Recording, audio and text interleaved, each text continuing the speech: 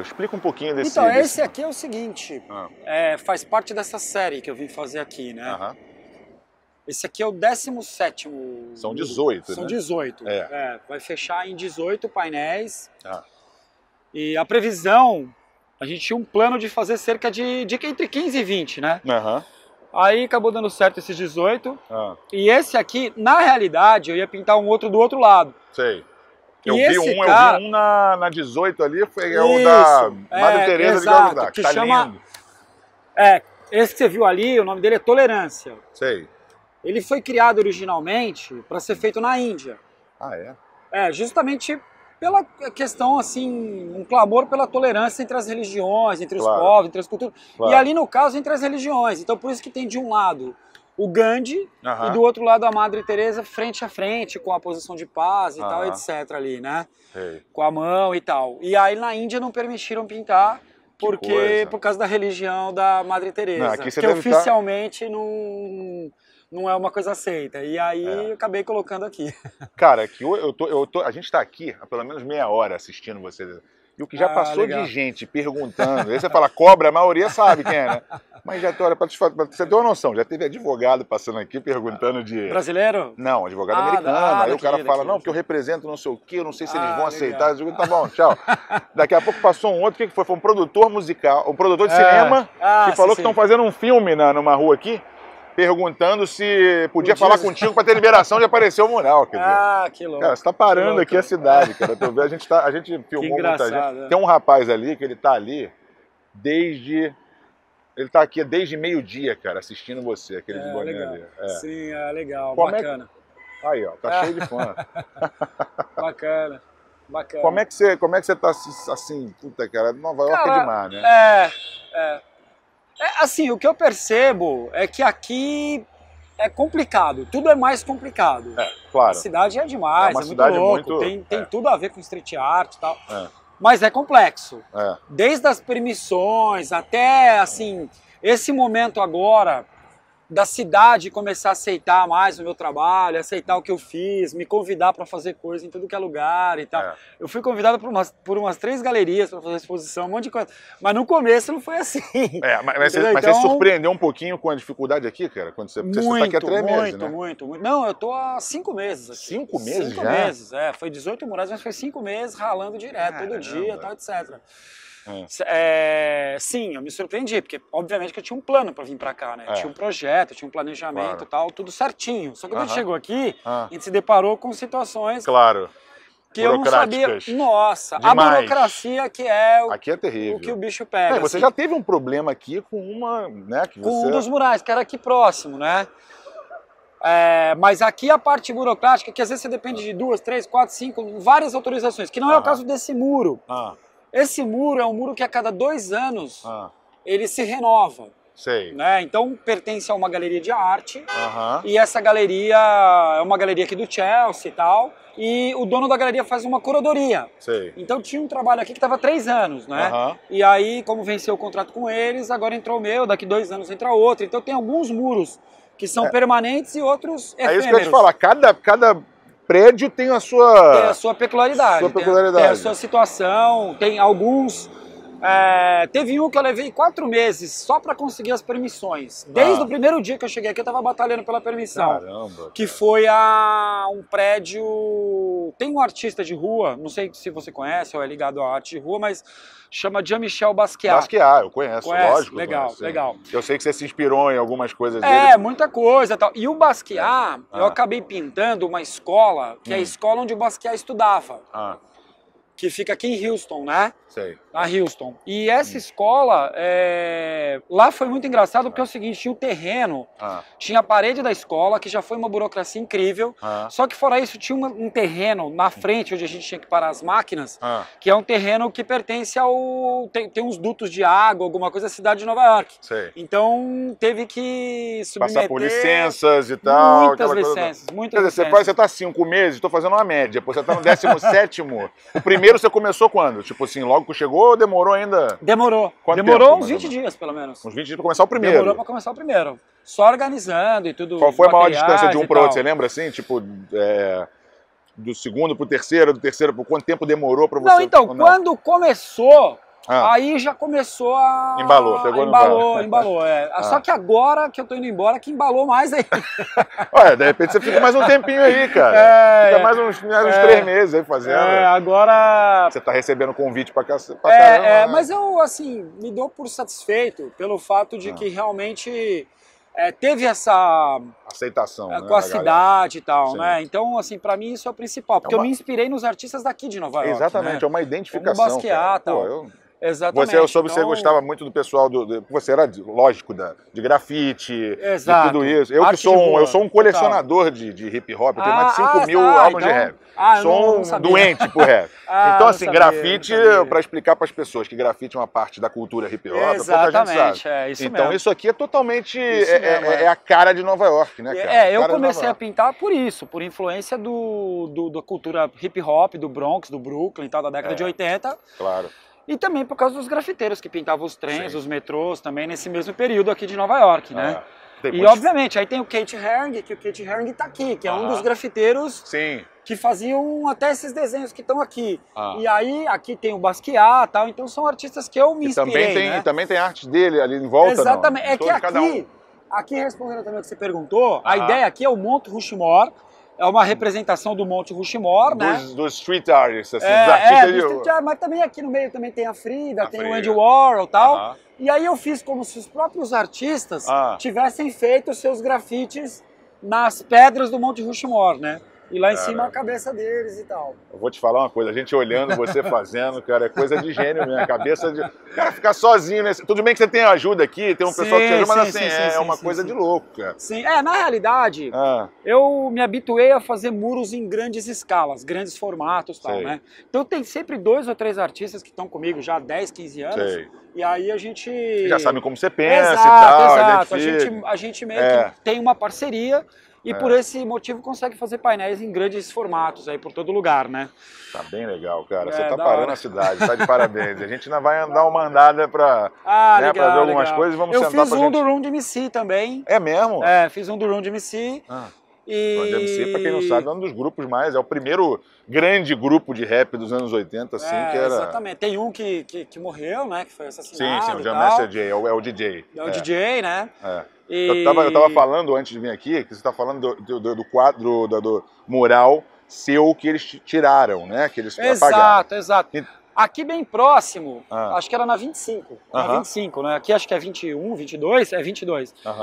E esse painel, quando eu fiz, ele ficou entre os 10 mais fotografados aqui de Nova York, que era o mural do VJ Day e tal, que tem a ver com esses temas da paz e tal que eu venho fazendo. E o local, como ficou entre os 10 pontos mais fotografados da cidade, o dono do prédio recebeu uma carta de tombamento, que ia ser tombado o patrimônio histórico. Aí, na mesma noite, o cara meteu cinza, e se você passar lá hoje, tem um prédio sendo construído no local. Esse é o ruim de pintura. Eu dei um exemplo antes, tem um rapper chamado Prodigy, que era de um grupo do Mobb Deep. E ele morreu, e aí era um dos caras que eu mais gostava, e fizeram no Queens um mural dele. Legal. E no dia seguinte, os vândalos foram e tacaram coisa e tal, e eles refizeram. E os vândalos de novo, que era coisa de gangue e tal, não sei o que, mas tiraram. Mas assim, o cara explicando que ficou horas fazendo aquele mural e alguém chegar, porque é uma coisa muito efêmera, né? Quer dizer, é uma coisa que... É que acontece o seguinte, na rua, obviamente que para você ser respeitado, você tem que respeitar também. Claro. Tem um conceito, é uma troca, entendeu? Claro. Então assim, eu respeito todos os artistas, sejam eles principiantes, ou veteranos, ou grafite, ou pichação, tudo para mim, street art, eu respeito, entendeu? Jamais vou tirar trabalho de alguém para pôr o meu em cima. Até porque você começou assim, Eu comecei assim, então eu tenho total respeito por toda a cultura de rua, toda a cultura urbana. Agora, às vezes tem um ou outro na rua, que talvez desavisado, que acaba fazendo em cima da obra de arte de alguém. Claro. Eu particularmente não concordo, porque eu acho que tem tanto espaço na cidade para o cara se manifestar, né, para colocar a obra dele e tal. A não ser que ele tenha alguma treta pessoal, algum conflito. E a coisa se reinventa, né? Exatamente. Antigamente era nos trens e tinha muito grafite, acabaram com aquilo. Hoje é isso aqui, cara. Isso aqui é colorido exatamente. Caminhou. caminhou dessa sequência, né? Igual você falou do hip hop, do Public Enemy, do próprio MC, né? Do Tupac, do Notorious Big, tá? Ih, a gente, esse papo aqui de hip hop vai ficar um tempão. Então vamos dar uma andada lá até o Madre Teresa de Calcutá para ouvir essa. Vamos embora. Ele é o artista que anda comigo há mais de 15 anos já. A gente já tá comigo há 15 anos, já é casamento há muito tempo, né? Vocês acabam ali, vocês estão ali olhando, cara. Vocês não pararam de olhar até agora, não conseguem nem ficar olhando pra frente. Mas é porque a gente tem pouco tempo pra pintar e a gente vai embora dia 8, né? Então, por que pouco tempo? Pouco tempo é porque tem um prazo. Então, mas é o quê? São dias? Ou o que a gente tem, por exemplo, a gente fala, ó, esse muro vamos terminar em 10 dias, a gente tem uma agenda. Sei. E aí, o que acontece? 2 dias chove, a gente não estava esperando, acontece um monte de coisa. Aliás, ontem choveu pra caramba. Choveu, então tem coisa que não dá pra prever. E aí, por exemplo, aqui é um muro que a gente tem mais 3, 4 dias pra acabar. Só que se chover, então, por exemplo, a gente tem que vir amanhã e dá já... um atraso, né? Aí tem que refazer alguma coisa. Mas a gente já vai embora mesmo, já tem o dia de ir embora. Então é tipo isso, entendeu? Então a gente tem que chegar amanhã e fazer de uma forma como se... Se der pra continuar, deu. Não deu... Agora, por exemplo, com o olhar de artista, vocês estão olhando assim, o que tem... O que tem pra corrigir aí, cara? Pra gente, a gente olha esse negócio pra perfeito. Por exemplo, toda a parte das pedras do Monte Rushmore tem que ser feita ainda, tem que melhorar luz e sombra, e não tem nenhum rosto terminado também. Né? Eles estão em processo de evolução, mas eles não estão prontos ainda, né? Que nem esse primeiro que é o Basquiat, tá vendo? A parte de cima da testa ali tá mais evoluída, do olho. A parte de baixo, do nariz para baixo, ainda precisa ser evoluído. Aí vai pegando a luz da sombra na pedra, coisas assim. Mas é coisa técnica, coisa técnica. Pois é. Coisa técnica. Haja trabalho. Mas no final as pessoas percebem, eu sei. Talvez agora se olhar não percebe, mas depois percebe que foi mexido. Os detalhes, né? Exato, os detalhes mais minuciosos, né? É verdade. Mais minuciosos. Bom. Leva tempo, Vou te falar que... Quanto mais detalhes você quer colocar... Nada é por acaso, né? Então se é perfeito desse jeito é porque... Tem que ser perfeccionista mesmo. É demais a arquitetura aqui, né, cara? Agora me conta desse daí da Madre Teresa de Calcutá. Então, justamente essa questão. Esse daqui, o detalhe dele é que tá um, obviamente, frente para o outro e os dois estão em posição de oração, né? Sim. Que o nome desse painel é Tolerância, para falar da tolerância entre as religiões e tal. E é esse faz questão de botar o Cobra lá com bandeira do Brasil. Tá lá, me conecta com o pessoal, né, com os brasileiros que estão na área e tal. Esse você lembra qual foi o número, da ordem? Cara, esse aí acho que foi talvez o quarto, quinto, foi bem no começo. Quinto, foi bem no então começo. Já tá alguns meses aí, né? Já. Foi mais no comecinho. Levou o quê? Acho que 7 dias pra fazer. E o legal é que lá da Highline, você consegue visualizar, né? Caminhando ali e tal, dá pra ter mesmo uma... de lado, né? Dá pra pequeno, ter... assim, mas é estilo bem New York, com as escadinhas de fora e tal, bem legal. Qual foi o maior prédio que você pegou aqui? O maior foi da escola lá que eu comentei contigo, tem 1000 metros quadrados. 1000 metros? Que, aliás, é o maior mural de Nova York, inclusive. Sim, maior que é dos imigrantes lá da Ellis Island. Sim. Dos imigrantes que chegaram aqui há 100 anos atrás, 12 milhões de imigrantes chegaram. Logo agora que tá esse papo todo de imigrante aqui. E ali eu fiz baseado em imagens reais desses imigrantes. O de 11 de setembro ficou muito bonito. O desse de 11 de setembro também foi inspirado num sobrevivente, né? Aquele bombeiro, ele sobreviveu lá no dia. Inclusive ele foi lá no muro e tal. Ele estava, acho que em uma das torres lá, quando ele saiu, a torre caiu e tal. Então, eu vi um bem simbolismo bonito também na matéria aqui do garoto, né? Da arma. Exato, Aquele da tirando uma selfie. Aquele porque aqui nos Estados Unidos... É um impacto grande. Cerca de 3.000 crianças morrem por ano com questão de arma, né? De levar arma para a escola e tudo mais. Então aquele mural ali eu fiz justamente falando isso, né? Que é uma coisa muito triste, né? Uma coisa trágica, verdade, né? Assim, não sei. Exato, e é menina, criança muitas vezes, mas tem a arma fácil acesso, né? Pois é. E aí ali também tá num pátio de uma escola, aquele mural ali. Isso que é interessante, conversei com os alunos lá e tal. Isso ajuda a conectar você não só não é a cidade em si, mas é a população mesmo, né? O cara olhar aquilo ali e falar... Nossa. Porque os meus muros, geralmente eu faço com um tema, né? Tá ligado a alguma... E esse projeto de Nova York chama Cores pela Liberdade. Então eles estão ligados realmente a temas da paz, dos imigrantes, dos refugiados, questão de racismo, de todo tipo de violência. Então eu tô falando sobre esses temas nesses muros. Então todos eles têm uma conexão de alguma maneira, né? Até mesmo o mural do Michael Jackson, porque é também uma homenagem ao Michael Jackson, claro. Eu também sou um dos fãs do Michael Jackson. Só que não é só isso. É também para mostrar... Tem ali um tom de diferença de racismo, da coisa de estar negro, as transformações que aconteceram na vida dele, o bullying que ele sofreu, né?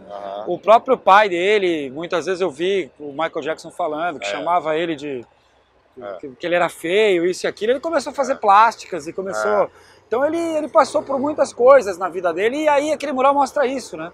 O menino negro, Black Power, que virou um branco de cabelo liso, né? Então, na realidade, tem esses dois lados do Michael Jackson, né? Que todo mundo amava ele, mesmo que ele tivesse permanecido... Verdade. Isso não teria mudado em nada. Acho que o lado de artista dele não mudava em nada, sobressai, né? Mas as plásticas e tudo mais foi por conta do bullying, de tudo que ele sofreu. Um menino lindo, né? Não tinha necessidade nenhuma de... Você recebe muita mensagem assim...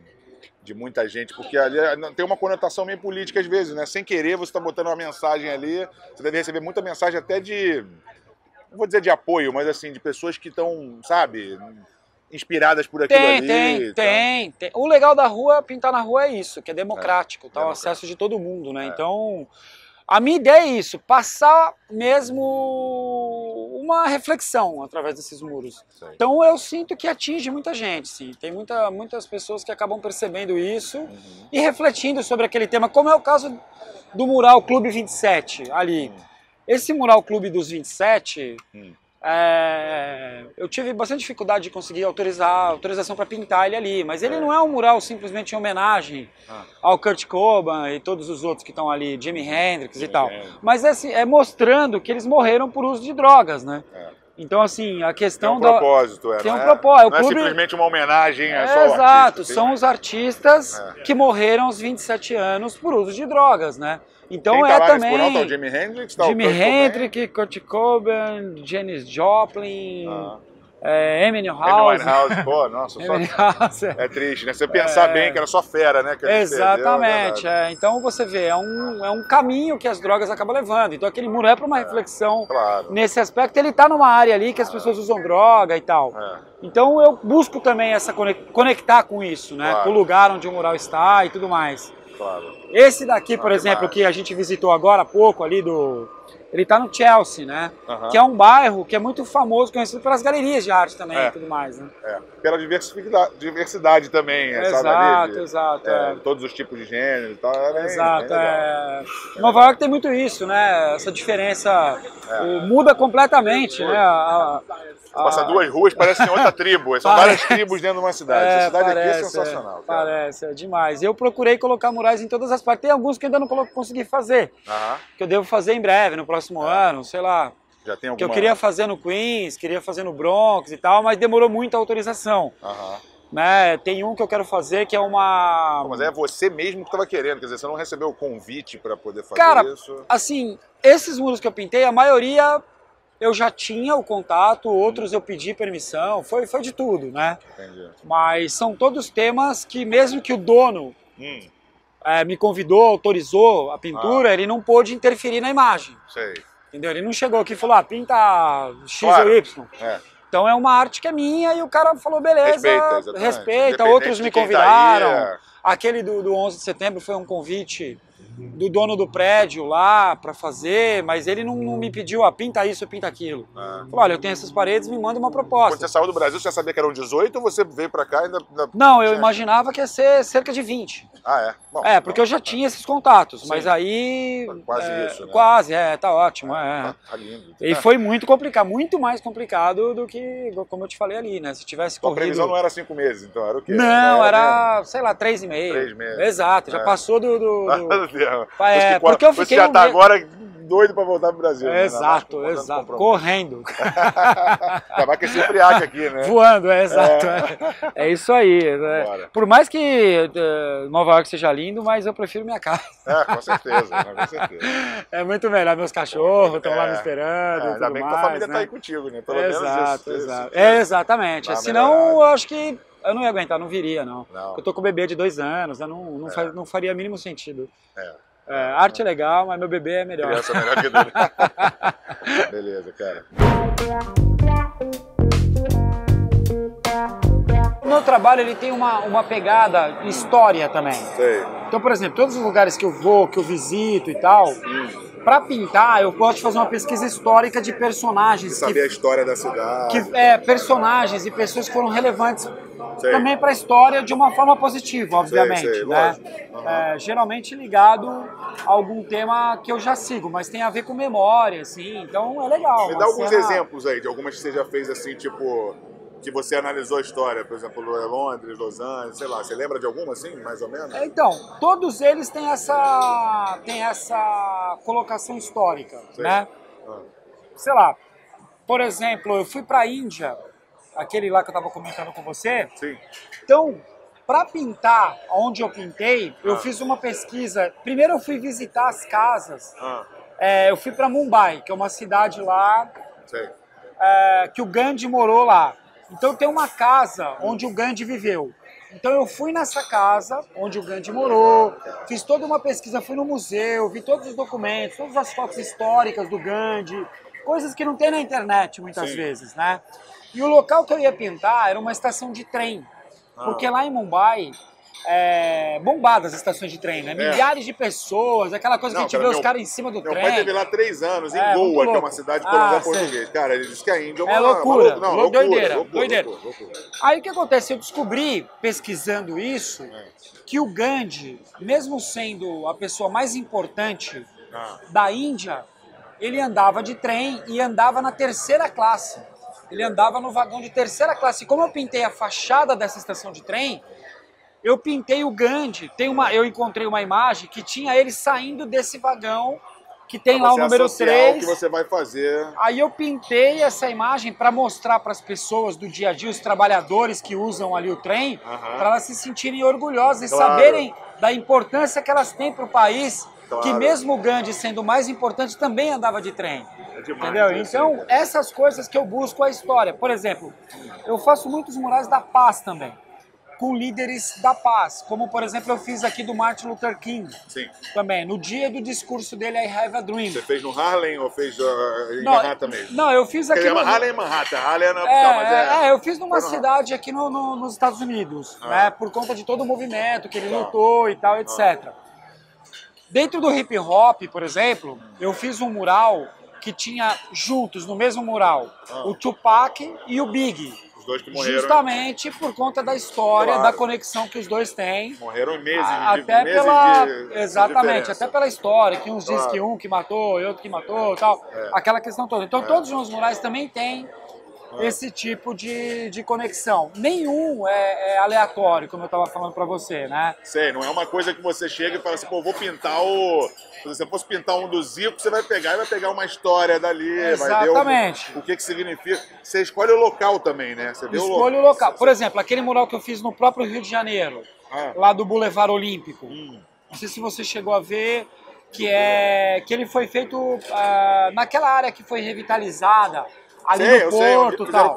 Onde fizeram o Porto. Aquele mural entrou pro Guinness também como o maior do mundo. É mesmo. Então eu fiz esse mural naquele momento das Olimpíadas, que estava lotado e tal. Que esse mural, a ideia dele era o quê? São 5 rostos de indígenas, cada um representando um continente. Então são imagens reais de indígenas, né? Mostrando aí, falando da união dos povos também, da tolerância e tal, etc. Então cada um ali representa um continente.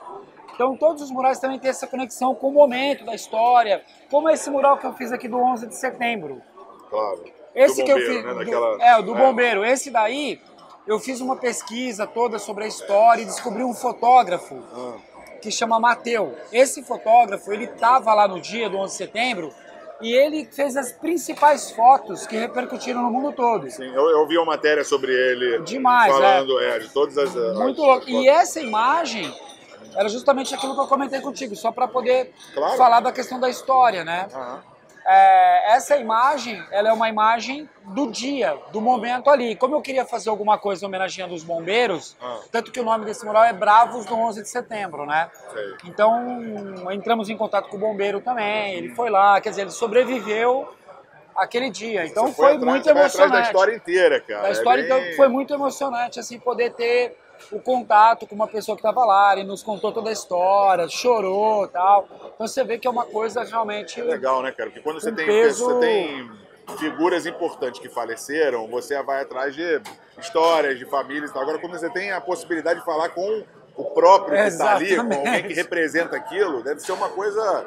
Você leva o cara lá também no mural para ele ver. Exatamente. E ele vê o processo, como é que é. Porque é um processo louco que você tem ali, cara. É muito doido. Muitas pessoas passam e vê o trabalho pronto, né? Pois é. Mas é trampo. É trampo.